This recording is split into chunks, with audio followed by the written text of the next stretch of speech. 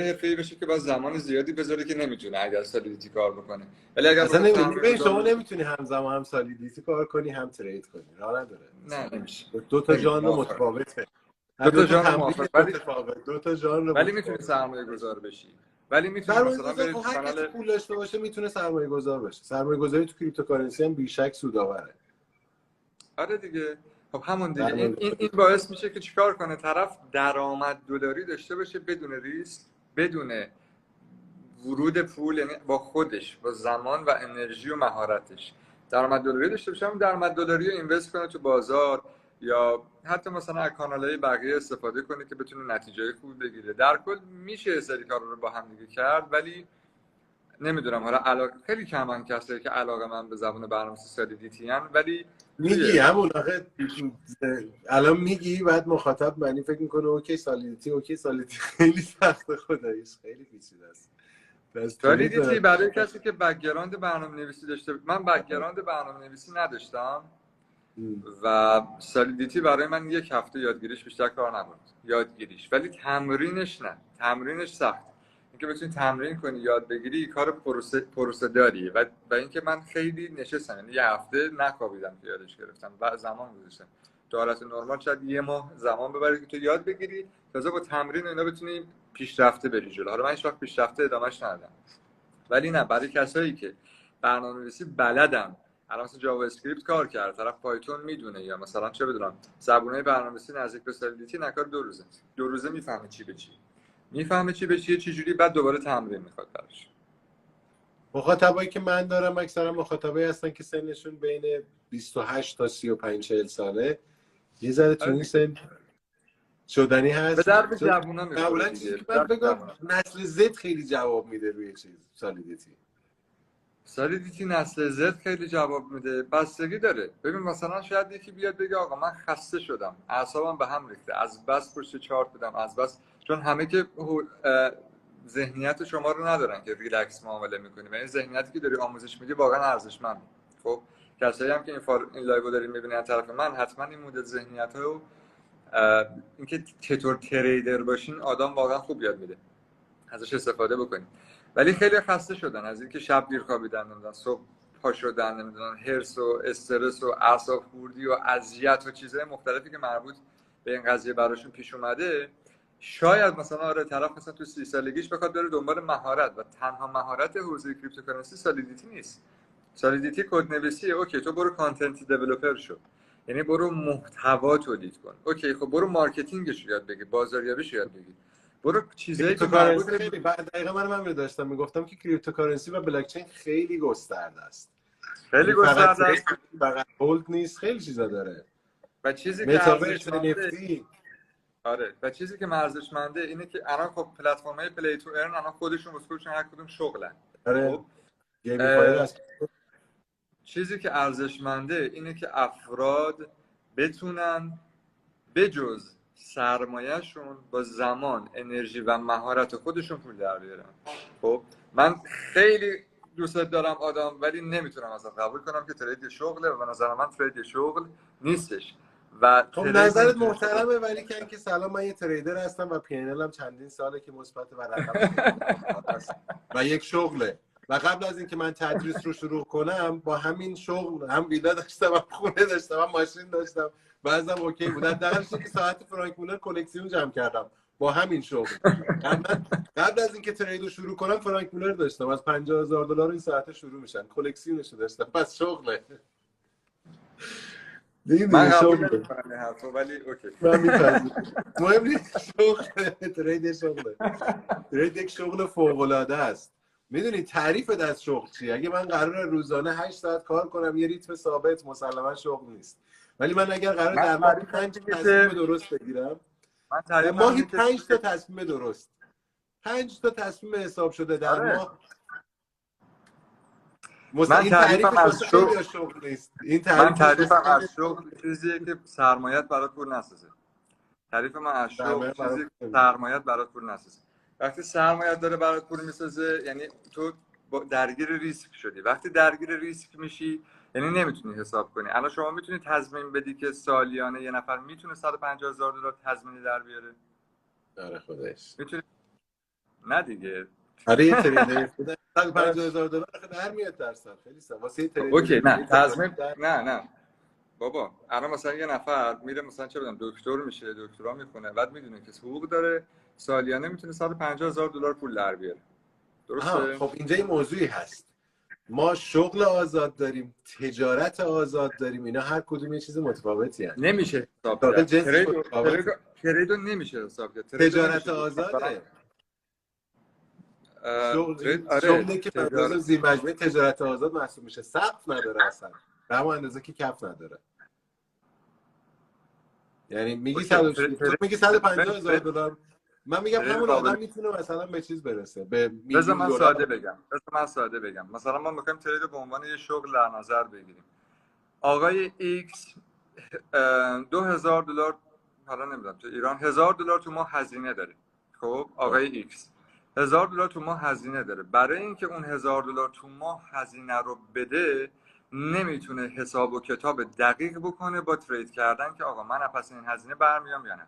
تریدر حرفه‌ای و تریدری که حالا من تو عمرم دیدم تا به امروز چیکار میکنن؟ میان آخر هفته یا مثلا آخر ماه یا آخر 2 ماه یا آخر سال بسته به مدل تریدینگی که دارن میان برآیند میگیرن. برآیندشون کاملا غیر قابل پیش بینیه. نمیتونن دقیق بگن مثلا ما آخر سال قرار 40% سود بدیم رو کل سرمایه‌مون یا قرار 100% سود بدیم رو کل سرمایه‌مون یا قرار 20% سود بدیم. اصلا نمیتونن 100% پیش بینی کنن این قضیه. و وقتی نمیتونن این کارو بکنن چه اتفاقی میفته؟ نمیتونن روی هزینه هاشون برنامه‌ریزی بکنن. مثلا خب من یه سوال ازت دارم. اگر شما یه مغازه بزنی توی بازار تهران میتونی گارانتی کنی که به یه درآمدی میرسی؟ میتونی حساب کنی چقدر در ماه در میاری؟ اگر مغازه بزنی یه نرخ مشخصی داری. خب میتونی پیش بینی کنی مگر اینکه اتفاقات غیر منتظره به خدا نمیتونی. معلوم نیست، یعنی ممکنه بیشتر در بیاری، ممکنه کمتر در بیاری، بعضی ماه اصلا در نمیاری. تجارته. ترید یک شغل نیست، یک بیزینس، یک تجارته. بیزینس فرق میکنه. ترید یه چیز همون آنلاینه، من فقط دارم میخرم میفروشم. نه اون یه پلتفرمه، یه بستر، این مغازه است. مثلا آمازون نمیتونه پیش بینی کنه که امسال میخواد چقدر درآمد داشته باشه، آرای کمپانی چقدر میتونه باشه. خب دقیق نمیتونه پیش بینی کنه، ولی ساختارش یک بیزینس، یک تجارته که مشتریای خودشو داره، میتونه بر اساس در واقع یک سری متغیرها پیش بینی دقیق بکنه. مثلا الان بری پلن 3 ماهه آمازون رو بگیری، میدونی که آقا من میخوام طبق این استراتژی مارکتینگ اگر اتفاقای غیر منتظره مثل کرونا اینا نیفته که حتی اونا رو هم لحاظ میکنن، میتونم انقدر بفروشم و یه نرخ ثابتی از درآمد طبق یه سری اصول داره و اون یک بیزنسه، یه تجارته. بیزنس و تجارت مدل ساختارش فرق میکنه، یعنی حساب کتابش فرق میکنه، یه سری هزینه ها داره، یه سری درآمد داره که شما درآمد از هزینه کم میکنید توی تجارت و یه بیزنسی که یک در واقع حیاتی داره، اون حیاته داره میچرخه، اون زندگی تجارت اون بیزنس داره اتفاق میفته، اون داستانش کاملا متفاوته.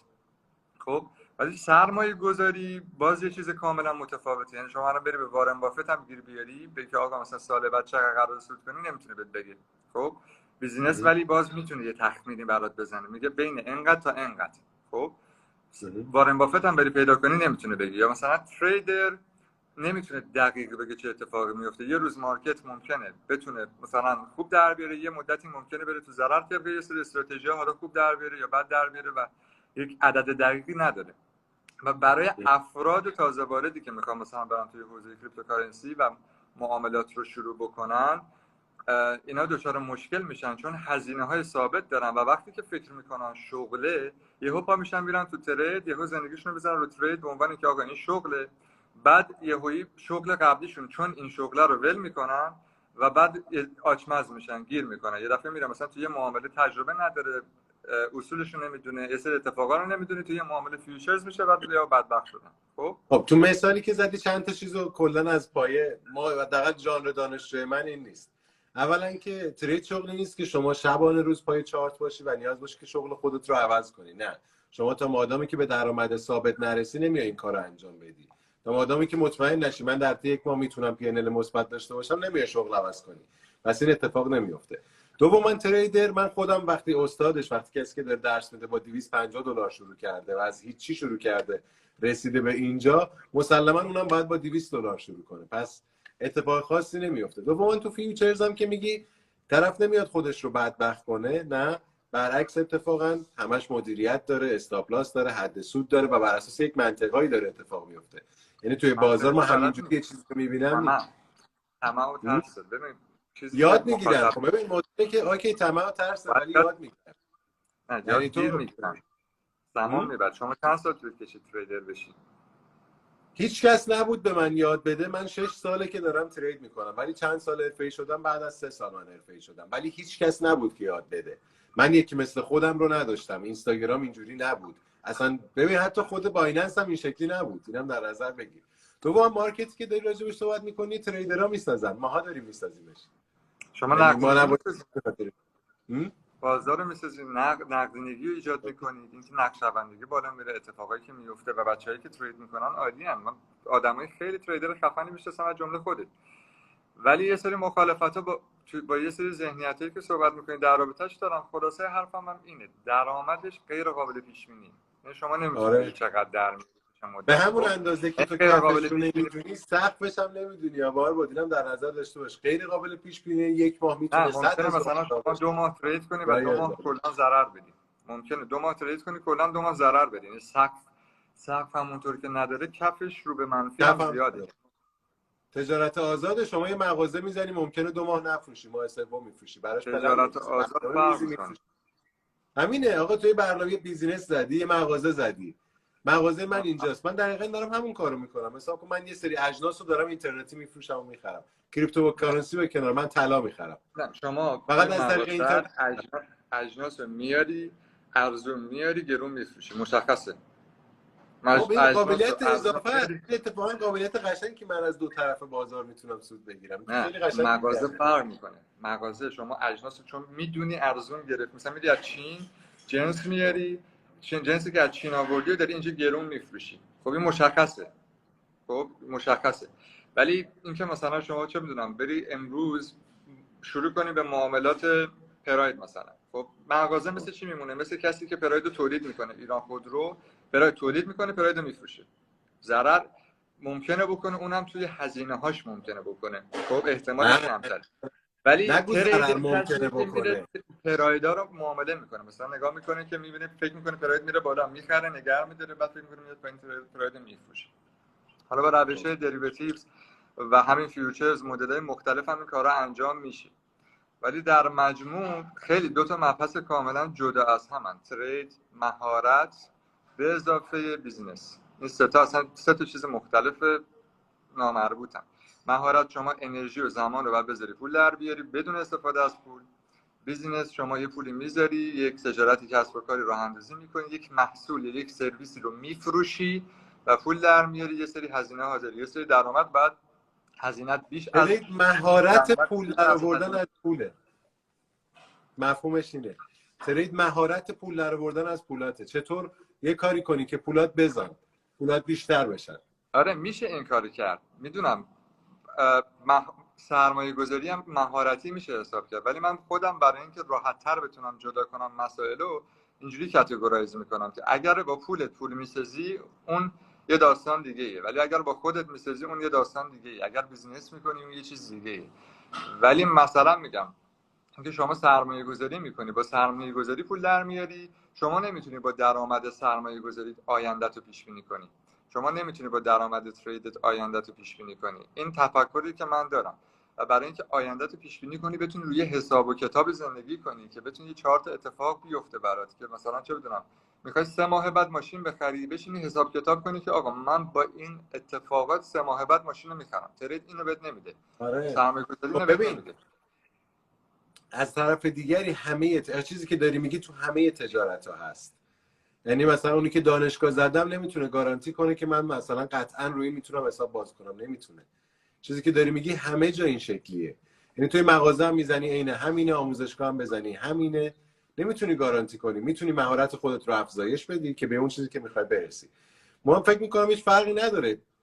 کاملا ترید یک شغله و دقیقاً المان‌های یک شغل رو کاملا یک جا داره. مدیریت درش هست، تصمیم درش هست. این همونه. شما میای سرمایه‌تو میاری یه مغازه میزنی، میگی من این جنس رو از چین میارم و میفروشم، بازار نمیخره، کشش نداره و خیلی جا این همه تجارت که از چین جنس وارد میکنن ورشکست میشن. چرا اونا ورشکست میشن؟ همیشه تجارت‌های کلاسیک هم سودآور نبوده که ترید هم همیشه بخواد سودآور باشه. اون میدونی یک داستان متفاوت داره. تجارت یک علم خاص خودشو داره که افراد میان طبق یک سری دیتا، یه سری داده، یه سری پیشبینی های دقیقی میکنن، نسبتا دقیق میکنن. خب ولی توی ترید ابزارهای در واقع اون آمار احتمالی که شما میخوای بررسی کنی که سری اتفاقا بیفته، چون داره خیلی خیلی بر اساس ترس و طمع مردم اتفاق میفته و احتمالات رندوم توش زیاده، شما نمیتونی دقیق اینجا مشکل دقیقا از همینجاست. ببین من الان چون تو کمپینم هستم و خودم هم دستم به معامله میره، معاملات خودم رو خیلی استوری کردم. من لونا رو شورتش رو استوری کردم، شورت شد سود داد. اکسس رو واگرایش رو شناسایی کردم، اکسس ریزش داشت. نه من، همه فالوورها با من توی معامله توی سودن. ببین پس اگر رندوم باشه من از هر 10 تا استوری که تحلیل میذارم باید 5 تاش مثلا رندوم نیست. شما مهارتشو داری، پیش بینی میکنی. طمع و ترس مردم قابل شناسایی شدنه، قابل فهمیدنه. بذار گوش بده. الان مثلا شما یه معامله داشتی 980,000 دلار ضرر کردی. خب حالا اون 980,000 دلاری که تو اون معامله ضرر کردی، چند تا از این 1000 دلار میاد اونو تازه کاور میکنه؟ میشه میگم الان استوریا 1000 دلار، 500 دلار، 300 دلار، 1000 دلار، 200 دلار دیگه. چند تا از اینا باید بیاد تازه اون 980,000 دلار اون روزو بشینه کاور کنه. خب حالا بذار من یه چیز دیگری هست، ذهنی من بگم. اولا که چیزی که من استوری میکنم معاملات اصلی من نیست. این 1500 دلار، 2000 دلار، 7000 دلار، چند روز پیش من روی معامله اومدم باز کردم و 3 روز این معامله باز بود، تا 7000 دلارم رفت. اینا هیچ کدوم معاملات اصلی من نیست. چون من یه بار اومدم چالش 30 روزه رو که گذاشتم از 1000 دلار تا 82000 دلار رفتم، ترکیه مالیات به من گیر داد که تو میای میگی من درآمد نداشتم ولی این مدرک که تو این دفعه درآمد داشتی، تو 82000 دلار درآمد داشتی، بیا الان به ما مالیاتشو بده. معاملات اصلی من این رقم نیست ولی همین تحلیله.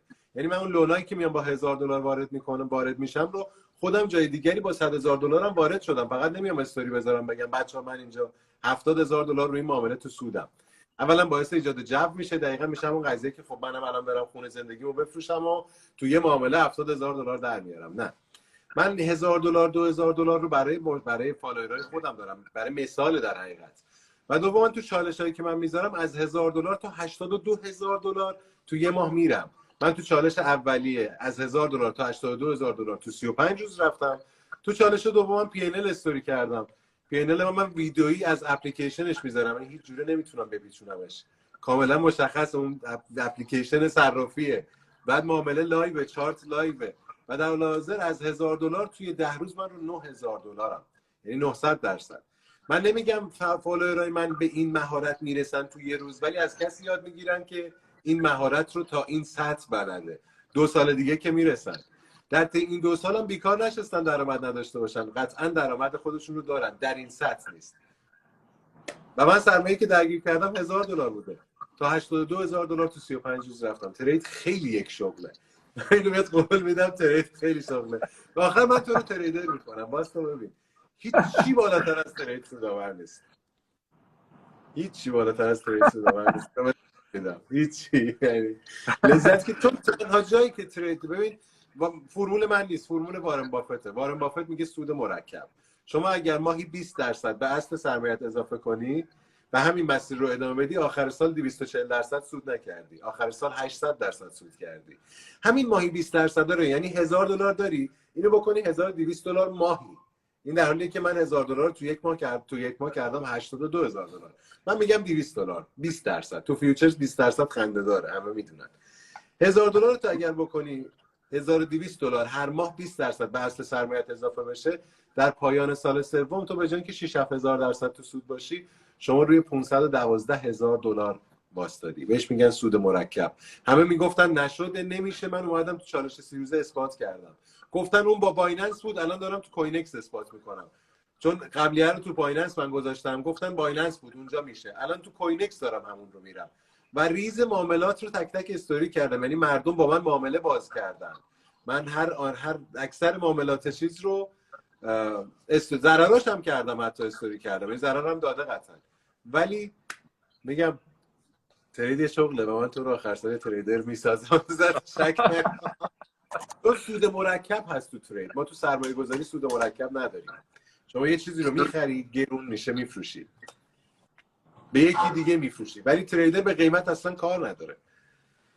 میدونی سرمایه گذارا به دنبال رشد بازارن. ما واسمون بیت کوین بشه $500 من تو این بازارم، بیت کوین بشه $100 باز من تو همین بازارم. آره توی خیلی از چیزایی ولی که یه میگه سرمایه من گذار حالا میتونه این حرفو بزنه. توی خیلی از چیزایی که میگه من مخالفم، ولی دیگه کمپین دیگه اثباتش کاری ندارم.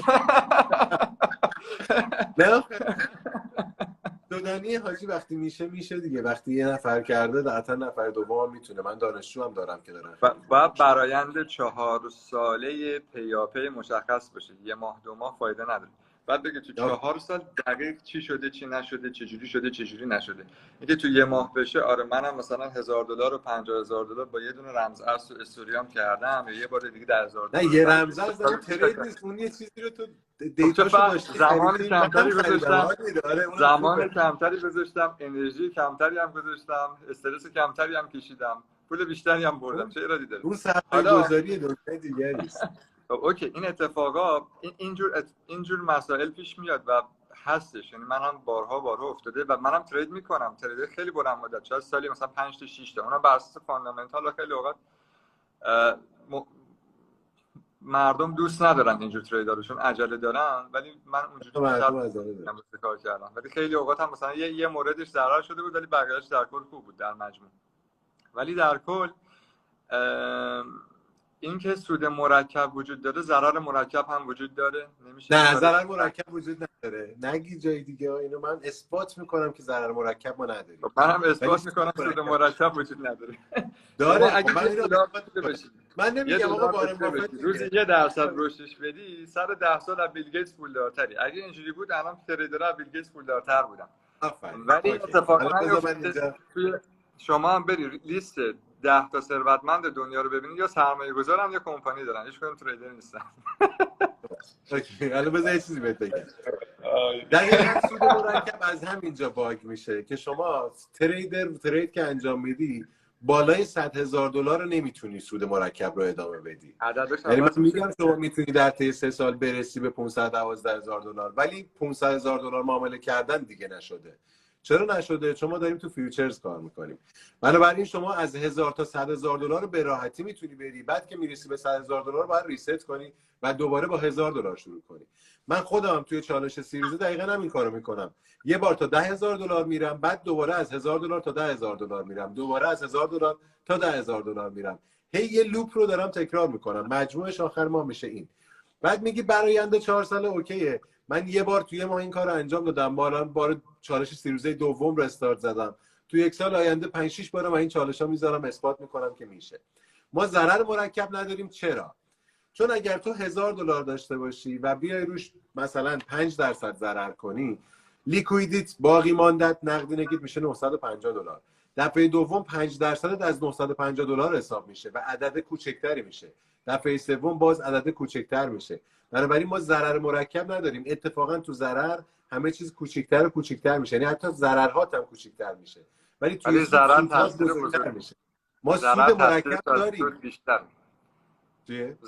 ضرر سایزش از سود بیشتر. مثلا شما 50% ضرر کنی 100% سود باید بکنی تازه اون 50% قبلی جبران بشه. ضرر مرکب موقعی این کلمه استفاده میشه که شما تو 20 بار ضرر بیشتر از اون عدد ضرر کرده باشی. ولی نداریم اون. ما ضرر مرکب سود مرکب داریم. خب فرق میکنه آخه ریاضیش. اینو دیگه وارن بافت میگه، من نمیگم. اون به صفر میل میکنه. بعد در یه چیز دیگه تو میگی که پولدارای دنیا تریدر نیستن. وارن بافت تریدره. من اینو به شما بگم. بعد تریداش بزرگه. یه چیزی رو میخره، هولد بلند مدت، هولد 6 ماه سال میکنه. سرمایه گذار دی تریدر نیست که، سرمایه گذاره. دی تریدر نیست نه، ولی ترید داره انجام میده. میخره از همین بازارهای مالی به پول رسیده. سرمایه گذاره دیگه. آره دیگه، نه سرمایه گذاری هولدر خیلی خوبه. نیست. ببین اصلا از سود مرکب رو این آقا خودش اختراع کرد بر اساس خریدهای مداوم. ببین میگه شما، ببین اگر تو چیزی رو بخری ماهی 20% رشد کنه فقط به این عدد نمیرسی. اگر 20% من بر ممکنه اساس وسط ثابت لایوتون با دیگه معاملات برم. شارژم 4%، یه دفعه وسطش قطع شدم بدون شارژم تموم شد. خب اوکی. وارن بافت تریدره و خودش هم راجع به ترید صحبت میکنه، فقط راجع به فیوچرز حرف نمیزنه. تریداش بلند مدتن و سود مرکبم در طی تعدد ترید اتفاق میفته، نه اینکه من یه چیزی رو بخرم بعد اون چیزه گرون بشه. اون چیزه اگر 5 تا 20% گرون بشه 2 برابر شده، ولی اگر من 5 بار اون رو بخرم این یه دنیای دیگه میشه، حتی اگر باز هر دفعه که میخرم 20% بخرم. 5 ترید رو اصلا کلا وارن بافت اومد سود مرکب رو ساخت. بابا همه تریدرها دستبوس وارن بافت هم سر اختراع سود مرکب رو اصلا اون ساخت. بعد خودش هم از همین بازار مالی رسیده به اینجا و تریدرها خیلی خوب پولدار میشن. منتها وقتی که وضعشون بهتر میشه تریداشون طولانی تر میشه، دی تریدینگ نمیکنن. من دی تریدینگ رو درس میدم ولی خودم دی تریدینگ نمیکنم. من دی تریدینگمو کردم الان اینجا و دیگه نمیکنم. و اون موقع هم که دی تریدینگ میکردم برای آینده 4 سالم وضعیت زندگیمه، یعنی من از کارگری به اینجا،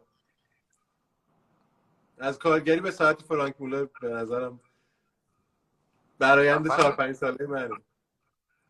خفنه. من تو رو آخر سر تریدر ازت میسازم خیلی. من ترید وقتشو ندارم. چرا؟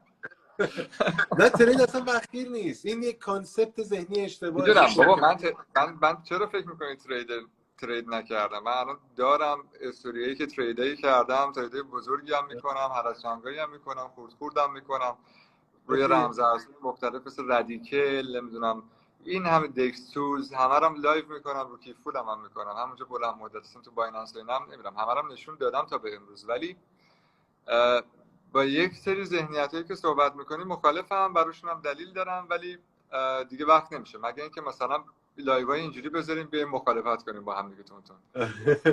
من مخالفت سالیدیتی من میگم همچنان مهارت فوق العاده برای کسی که حوصله داره، برای کسی که تایمشو داره. آره نه آخه من دارم مسئله‌ای که کنه. میگم تو ذهن مثلا مخاطبم ممکنه باشه، اونو من میخواستم مطرح کنم که صحبت به اینجاها رسید. میخواستم بگم که آقا تو یه آینده‌ای داری، یه یه هزینه‌های ثابتی داری، یه آینده‌ای داری، یه سری آرزو هم داری، براش نمیتونی زمان قطعی تعیین کنی و نمیتونی روش حساب و کتاب کنی با ترید. اون به خاطر هم میگم شغل نیست و من اعتقاد دارم اگه استریم آف اینکام نداشته باشی خیلی سخته. یعنی هر تریدر موفق تو دنیا خب استریم آف من اینکام داره، نداشتم غیر میگی نداشته باشی. من شما نداشتم. یه نمونه برای من نه مثال بزنید تریدر موفق استریم آف اینکام داشته باشم، پیجم فردا صبح پاک میکنم. استریم آف نه اینکام پاک نکن، باید داشته باشه. نه نداشتم. دیگه من رسیدم مستند نمیشه، غیر ممکنه. مستند نشون میده. من میگردم این اکانت چیزامو پیدا میکنم، یه صرافی بود اسمش یادم رفته، این صرافی خیلی قدیمی بود. کوین بیس، نه اون یکی، یه صرافی است خیلی قدیمیه. من اینو از 6 سال پیش اکانتم رو داشتم. من با $250 تو این صرافی شروع کردم. استریم آف اینکام هم نداشتم. اون موقع هم کارگر ساده حمال بودم. کارم حمل کیسه‌های سیمانی بود. از اونجا شروع کردم به اینجا رسیدم. نه من داستان زندگی خیلی است. به استریم آف اینکام نیست. واقعا. استریم آف یعنی اینکام باید باشه برای این کسی هزینه. باید، چرا باید باشه؟ نه میگی آخه در منطقی نیست. چرا باید باشه؟ شارژر چرا باید استریم آف اینکام باشه؟ جریان مالی رو وارد ترید کنید تو خودت. من خودم دارم از تریدام جریان مالی ایجاد میکنم، جریان‌های مالی مختلف. شما باید جریان مالی داشته باشی، یک در واقع یک باعث میشه که ذهنت در واقع خیالش راحت باشه که آقا من یک درآمدی، یک جریان مالی دارم و این جریان مالیه باعث میشه که من بتونم تریدام رو انجام بدم و کل زندگیم وارد پروسه ریسک پول نمیشه. خب چون پول چیزیه که تو وارد ریسک میشی، حالا به هر دلیلی میتونی از دستش بدی. میتونه مثلا چه بدونم، من بارها شده که مثلا چه بدونم حالا یه زمانی من خیلی ترید میکردم، اون موقع تو بیت مکس ترید میکردم، بایننس و اینا هم نبود، فیوچرز ترید میکردیم، نشسته بودیم در واقع امواج روی با اساس پرایس اکشن امواج الیوت و اینا هم کار میکردیم، با متین هم که آره خیلی هم میشناسن این کارو میکردیم. و مسئله‌ای که وجود داره موقعی که شما میخواید توی این حوزه ترید بکنید و استریم آف اینکام نداشته باشین، یک سری چیزا ممکنه براتون اتفاق بیفته. مثل چی؟ مثل سرور صرافی موقعی که شما استاپتو میذاری دیر عمل کنه و استاپتو اصلا فعال نکنه، مستقیم بری خداحافظ تا لیکویدیتی، که خیلی ها دیگه از اون به بعد اومدن لیکویدیشن پرایسشون رو گذاشتن استاپ لاسشون که این مسئله رو حلش کنن. امیدوارم گوشیم خاموش نشه تا من اینو بزنم. خب اینجا من یه توضیح ریزی بدم. اینجا ولی استریم آف اینکام باید وجود داشته باشه. شما هم همین الان استریم آف اینکام داری، توی مسیر هم استریم آف اینکام داشتی و بعد تریدر شدی. نه اول تریدر شدم، بعد خود ترید شد استریم آف اینکام من. منتها یه چیزی رو من بهت بگم، تو مثالی که داری میگی، شما میگی یک معامله بازه و این معامله میتونه بر اساس قطعی سرور قطع بشه، در حالی که اصول اینه که شما اون مبلغی که میخوای ترید کنی و به ولت فیوچرز منتقل کنی، نه اینکه کل دارایی در ولت فیوچرز باشه. یعنی من اگر میخوام از $1000 هم $100 یه پوزیشن باز کنم، فقط همون $100 توی صرافیه، بقیه‌اش نیست. پس اگر این اصولا رو رعایت نکنی بله، ولی خب من این اصولا رو دارم میگم و رعایت میشه. بنابراین همین مسئله بعید نیست. نه این نیست. و این چیزی که میگید مثلا اشتباهی که یک نفر انجام داده، من به طور مداوم دارم میگم پول اصلا تو صرافی نگه ندارید. هر موقع میخوای ترید کنی TRC20 خدا بخواد خیلی سریع هم ارسال میشه. یا وقتی میخوای فیوچرز ترید کنی، پول باید توی فیوچرزت باشه، همون مبلغ، همون چیزی که میخوای ترید کنی. پس اینا میگی، ولی اینا اشتباهات یک نفر، اشتباهات همه تریدرها نیست. استریم آف اینکام هم که میگی، ببین شما، من الان دارم مثلا یه جا کار میکنم، بعد میخوام یه مهارت جدیدی رو یاد بگیرم. خب مسلما نمیتونم شغلم رو ول کنم بیام بذارم برای اون مهارته. اول مهارت رو یاد میگیرم، ازش به درآمد میرسم، بعد تغییر شغل میدم. و وقتی که به درآمد رسیده باشم، اصلا منطقی پشتش نیست که من بخوام دیگه برای مثلا 6 میلیون 10 میلیون برای کس دیگری کار کنم، در حالی که اون پول رو توی بازار خیلی بهتر میتونم در بیارم.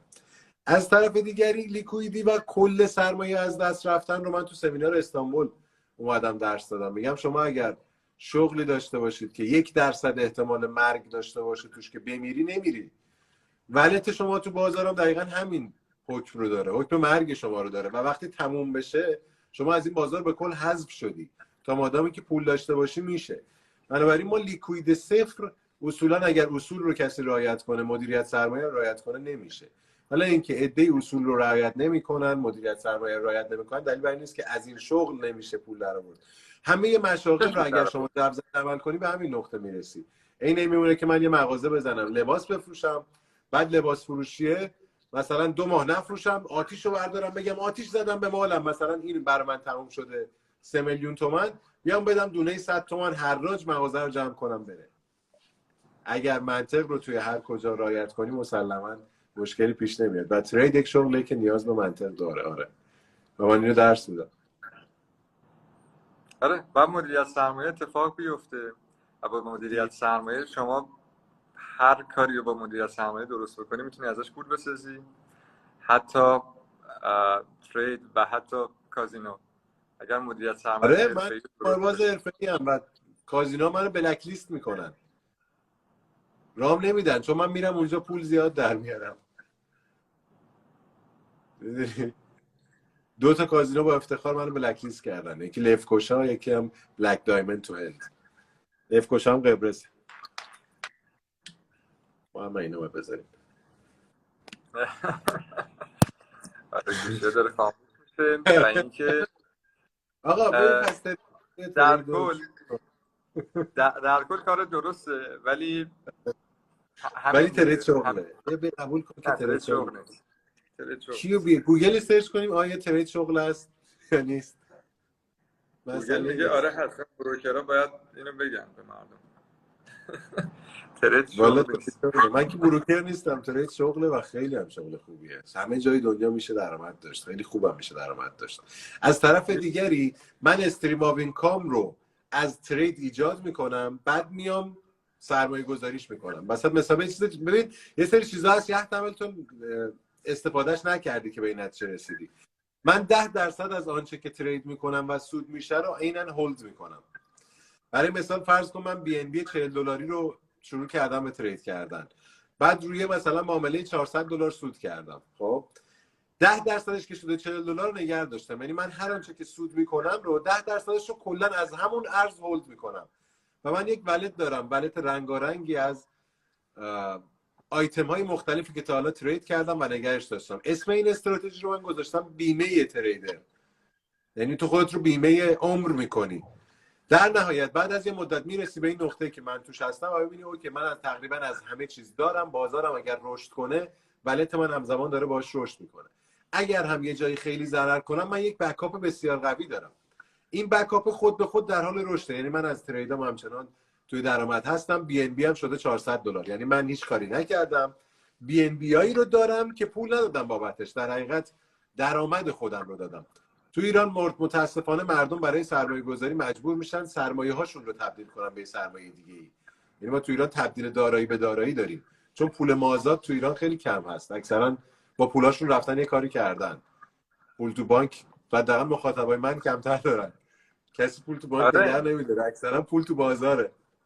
خیلی کارا هم میشه کرد که شما درآمدتون حتی بیشتر از اون حالت هم بشه. یعنی اگر مثلا یک نفر میخواد بیاد یک رمز ارزی هولد بکنه، خب اونو حالا جدا از این که استیک و اینا که همه میدونن در رابطه‌اش، میتونه اونو تامین نقدینگی بکنه و توکنای ال پی بگیره، با توکن ال پیش ییلد فارمینگ بکنه و با توکنای ال پیش که ییلد فارمینگ کرده سود بگیره. در این حال اون بی ام بی داره میره بالا یا اون رمز ارزی که بهش امیدواره داره میره بالا، یه سود ثابتی داره میگیره و این اتفاقای اینجوری داره میفته و خب دیگه نهایتا میتونه روی همه اون دارایی که داره وام هم بگیره و بازی مالی میتونه روش طراحی بکنه. ولی خلاصه صحبت من اینه، خیلی ساده. که ترید شما شغله. تصور کن یه تریدر باشی یا یه خب مشاور باشی، جفتش خوبه. خب و شما میری به یکی مشاوره میدی، مثلا چه بدونم 5 میلیون تومان میگیره، مثال میزنم. خب با 5 میلیون تومانت میری اینوست میکنی، یا انا هیچ چیز نداشته رسیدیم به 5 میلیون تومان، بعد اون 5 میلیون تومان رو اینوست کردیم و ترید کردیم، هر اتفاقی هم واسش افتاده نهایتا سوده. حالا یا اینکه تریدری با 5 میلیون تومان شروع میکنی، هم اول بسم الله، حالا یا 5 میلیون تومانت رشد میتونه بکنه، یا اولش ممکنه مثلا بشه 3 میلیون 2 میلیون، بعد دوباره آروم آروم بخوای ببریش بالا، چند تا معاملات پشت سر هم استاپ بخوره، مدیر سرمایه بکنی، کارهای اینجوری. کدومش بهتره؟ اونی که در واقع با پول بدون ریسک به دست آوردی و رفتی وارد بازار سرمایه گذاری شدی و این اتفاق افتاده. این نتیجتا اتفاقیه که بهتره برای این مخاطبی که داره اینجا نگاه میکنه و بدونه که آقا من باید کاری بکنم که با اون کارم اون پولی که دارم رو خیالم از اون کارم یا هر کاری که میکنم یا حتی بیزنس تجارت خودش مهم نیستش، اونو داشته باشم، بعدش حالا پولمو وارد سرمایه گذاری بکنم، بعدش حالا پولمو وارد ترید بکنم یا هر کاری که دارم انجام میدم رو به هر شکلی در واقع جلو ببرم.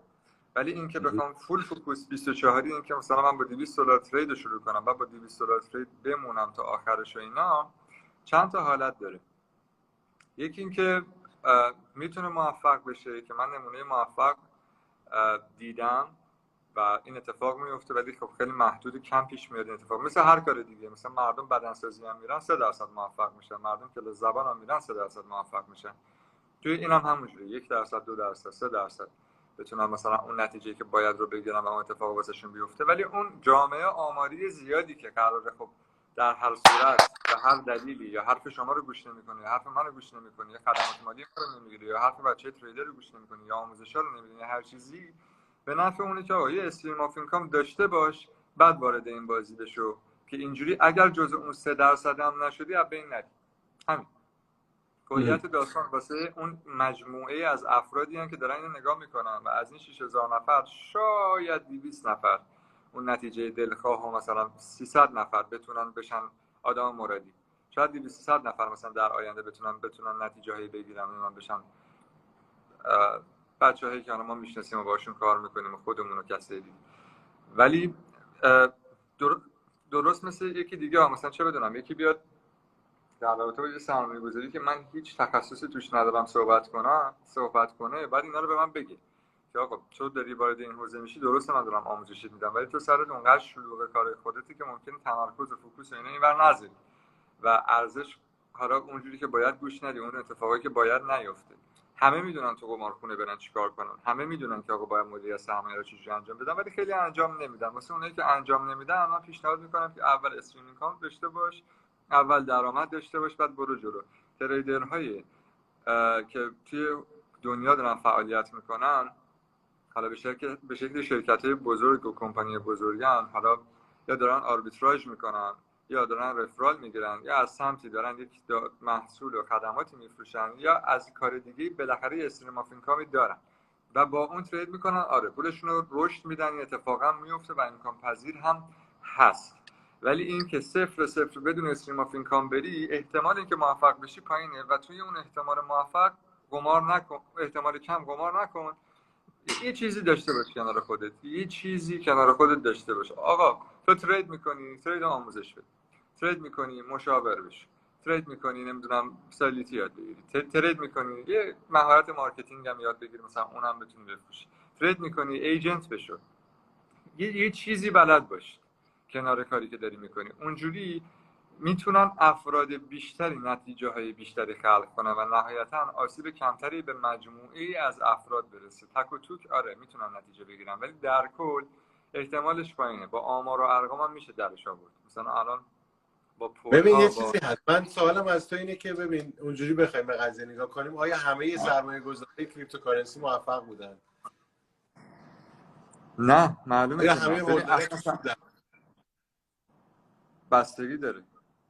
بستگی داره. بستگی به چی؟ اگه مثلا چه سالی شروع کرده باشه، بستگی اگه به هر نقطه کسی ورودشون داره، کی خریدن، کی ورود باشه بیت کوین کردن، هر کی. کسی 3 سال پیش خریده الان تو سوده و هر 3 سال پیش چه اوکی، با 3 سال چه خیلیه، باهوش بوده، مسلما آره.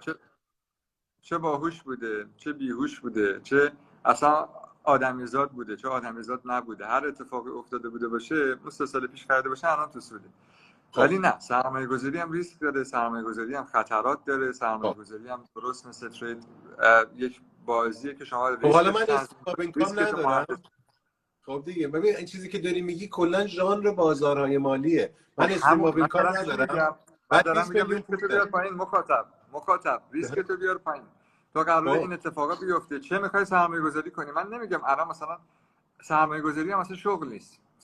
شغل هست. چرا؟ مثلا تو میتونی روش حساب کنی. سرمایه گذاری خدای وارن شد. بافت هم برکشایر هاتوی رو داره. وارن بافت هم میره سهام‌ها رو مفت میخره، میره حساب میکنه، لابیگری میکنه. سرمایه گذاری و اینا داستانایی که در آوردن. شما برید وارن بافت هم در واقع درتش بخونید، برکشایر هاتوی داره، بروکر میگیره، نمیدونم سهامایی که میگیره رو میره شرکت‌ها رو یه جوری بررسی میکنه، یه جوری مفت میخره، پدرشون رو در میاره که نمیتونه پس خودشون در بیاد. میره شرکت پیدا میکنه، جوری براشون برنامه‌ریزی مالی میکنه که طرف وسیله‌های شرکتش هم گرونتر از اون عددی که وارن بافت داره میخره میبره جلو. وارن بافت یه دلال بزرگ با یه نقدینگی بالا.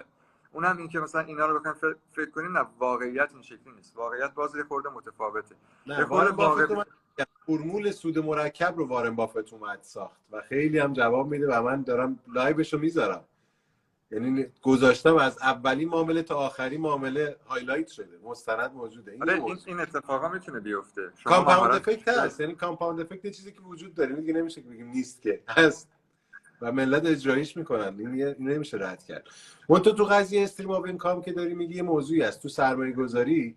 عین این قضیه تکرار میشه. من 10 میلیون تومان پول دارم، میام سرمایه گذاریش میکنم، بعد خب یه جا پول لازم میشم. به این مثالایی که میزنی اینجوریه، میگه خب یه جا پول لازم میشی، بعد تو بیت کوین ریخته مجبوری زیر قیمت بفروشی، ضرر کردی چون استریم آف اینکام نداشتی.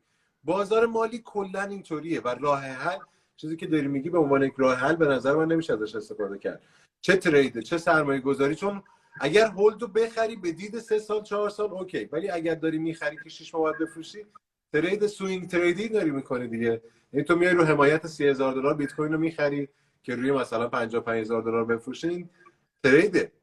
حتی اگر 3 ماه طول بکشه تریدهای بلند مدته. هولد اون موقع است که تو یه چیزی رو میخری هولد دیگه، اینجوری سیف چسبیدیش ولش کن تا به عنوان سرمایه گذاری. من یه زمین میخرم یه جایی ولش کن. سرمایه گذاری هم اگزیت داره. سرمایه گذاری هم دیگه شما تا آخر عمرت که نگه نمیداری. اون هادله که آقا هولدم دیگه تا آخر عمرت نگه داره. ولی سرمایه گذاری هم حالا چه رو کمپانی چه روی هر چیزی یه اگزیت خوب داره، یه اینتر خوب داره. ولی زمان که بلند پس مدت میشه چه فرقش چیه؟ نقطه ورود داره، نقطه اونجوری ورود بخوای داره، حساب کنی همه تریده. الان ما داریم داده رو از زبون خودمون ترید میکنیم، شما هم داری ترید میکنیم، اون هم داره ترید. میگم همه چی من در ترید. از اول همه چی معاملات بوده. حس خوبی هم که یکی به یکی میدی اونم یه تریده. نمیدونم یه لایکی که میده در ادای اون من یه محتوایی چیزی که رو تو الان بدی اونم یه میبینم، ترید. من یه یه چیزی کامنت میبینم خوبی که بیت برات کوین رو مثلا میذاره با در ادای $30,000 به عنوان سرمایه گذاری میخرم. من بیت کوین رو به عنوان سرمایه گذاری $30,000 میخرم به تارگت $45,000. اسمش چیه؟ ترید. سرمایه گذاری. خب بس ترید. خب خب ترید بلند مدت میشه سرمایه گذاری دیگه، اسمش عوض میشه دیگه. خب به همون من میگم چیزی که داری میگی تو سرمایه گذاری هم عیناً صدق میکنه و اونم استریم آف اینکام میخواد. منتها این استریم آف اینکامی که داری میگی خود ترید اینکام ایجاد میکنه، خود ترید استریم ایجاد میکنه. خود این چون از اول مبنای ترید صحبت و اینکام شغل ایجاد قبول نمیکنه، اصلا لغت اشتباهه. اینو حتما دقت کنید. ترید پروفیت ایجاد میکنه. پروفیت با اینکام دو تا لغت کاملا متفاوته. نه مهارت اینکام ایجاد پروفیت میکنه. ایجاد نمیکنه، ترید ترید اینکام ایجاد. پروفیت میده. نه اینکام اون نمیده. گذاری پروفیت میده. دیده اینکام اشتباه. فرق داره با پروفیت. نه سود کاملا با این واسه من درآمد دو تا چیز اینکام کاملا متفاوته. با جان کاملا ورودی، کاملا درآمده برای من، کاملا درآمده. سوده. یعنی ترید ترید درآمد، سود میده. ترید سود سرمایه میده. گذار سود میکنه. دو تا چیز سرمایه گذارم سود میکنه. داریم به هم ترید دیگه هم به یه سود شکل میکنه. نگاه میکنه.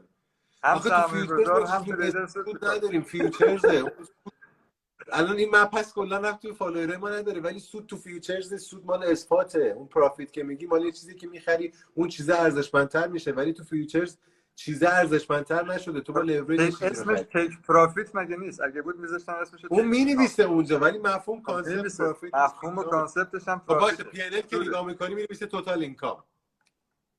اونو اینجوری نوشته واسه جنبه تبلیغاتی نه که پی ان دیگه ال آقا، برداری استوری کنی اون بر بقیه پروفیت بیان. مینویسه. چطور اون بر پروفیت مینویسه؟ پروفیت این بر اینکام مینویسه، قبول نیست. نه آقا ترید قطعا شغله تو این زمینه، اصلا من نمیدونم. ترید قطعا شغله. اذیتم نکن. ترید بهتون سود میده، پروفیت درآمد میده. میده. شغل درآمد بهتون میده. اینکام میده، آره، درآمد. ترید یک شغله و به شما درآمد میده. بعد میتونید درآمد رو شروع کنید به صرف. آقا ترید شغل بهتون درآمد میده. درآمد ثابت نیست. اینو میشه قبول، اینو میپذیرم. درآمد ثابت نیست، نه سقف داره نه هر کف چی داره. شما میگید. اینو میپذیرم. میتونی ماهایی وجود داشته باشه که به درآمد نرسی. میتونه ماهی وجود داشته باشه که به درآمد نرسی، میتونه ضرر کنی، میتونی حساب آره کتاب ضرر نکنی. نیست. شما نمیتونی بگی 6 ماه دیگه دقیقاً چقدر میتونم در بیارم. اینا اعداد نه ارقامش درسته تو بیزنس تجارت دیگه، آزاد دیگه. ولی میتونی آماری بگی. تو بیزنس دیگه میتونی این آماری. بدون الان من سقف بپرسم، من خیلی تجارتم قشنگه. آزاده. من اتفاقا تارگت 6 سقف ماه. نداره. آقا تجارت من آزاده. تجارت من آزاده. خب برای مثال الان دارم میرم با یه کمپانی خارجی صحبت میکنم، یه کاری ازش میگیرم. خب و این اتفاقات در روتین میفته. بیا اما بپرس بار تارگتت اینه که مثلا تو 6 ماه آینده چقدر در بیاری؟ میگم اینقدر. آفرین. حالا از آدم بپرس تارگت اینه که 6 ماه آینده چقدر در بیارم. تارگت میدم به عنوان یه تریدر و پی ان ال و بک‌گراندی که خودم دارم. برنامه میریزم برای درآمدم. من حتی برنامه میریزم، ویلا میخرم، ماشین میخرم، پلن میریزم، چون رو درآمد خودم میتونم حساب باز کنم. چون مطمئنم که من این ماه هر ماه به درآمد میرسم. چرا؟ چون من دارم معامله باز میکنم، ریسک به ریوارد 1 به 10، 1 به 8، 1 به 5، 1 به 3 و اینجوری نیست که من هر سه تا معاملم هر سه بار پشت سرم بخوره. من دارم بر اساس یک منطقی این کار رو انجام میدم و بازار تحلیل پذیره. بعدش من همیشه ترید نمیکنم، با میستم در بهترین نقاط ورود میکنم و استوری دارم میذارم. ببین معاملات میگم اون چالش 30 روزه من، چالش 30 روزه دوم من بر اساس یک منطقی داره اتفاق میفته. اگر بی منطق تو بازار همینجوری بریزی خرید و فروش بله، ولی وقتی یک اصولی هست من وامیستم، ضعف رو تو بازار میبینم، نقاط رو شناسایی کردم و بهش ورود میکنم، میتونم روی یک اینکام تقریبی حساب باز کنم نسبت به بودجه‌ای که الان دارم. اون بودجه رو به رشده و اینکام هم رو به رشده. از طرفی هم بخشش داره سرمایه گذاری میشه. از درآمدم به هولد. شغله. تعریف شغل همینه دیگه.